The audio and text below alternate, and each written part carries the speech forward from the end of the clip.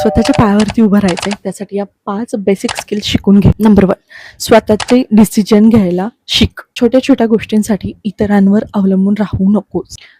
स्वतः विचार कर, इतरांकडनं माहिती घे आणि मग डिसिजन घे.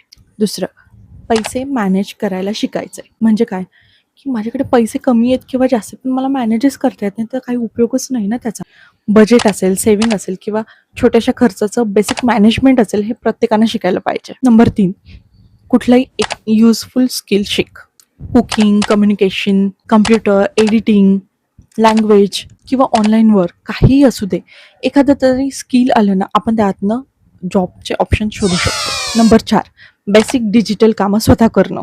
ऑनलाईन पेमेंट, फॉर्म भरायचा आहे, डॉक्युमेंट डाउनलोड करायचं आहे, ईमेल सेंड करायचं आहे. हे छोटी छोटी पण बेसिक कामं ही स्वतःला आली पाहिजे. नंबर 5, स्वतःसाठी बोलायला शिका. तुम्हाला काय हवंय, काय नको आहे, कुठे प्रॉब्लेम आहे का, हे तुम्हाला शांतपणे आणि स्पष्टपणे सांगता आलं पाहिजे.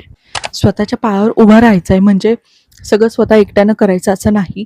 गरज पडली तर इतरांची मदतही घेता आली पाहिजे. पण काही बेसिक अशा गोष्टी आहेत ज्या स्वतःला आलं तर आपलं कामही अडून राहत नाही आणि आपण फसले जाणार नाही, आपला कोणी फायदा घेणार नाही आणि सगळ्यात महत्त्वाचं म्हणजे आपला वेळ सुद्धा वाचेल.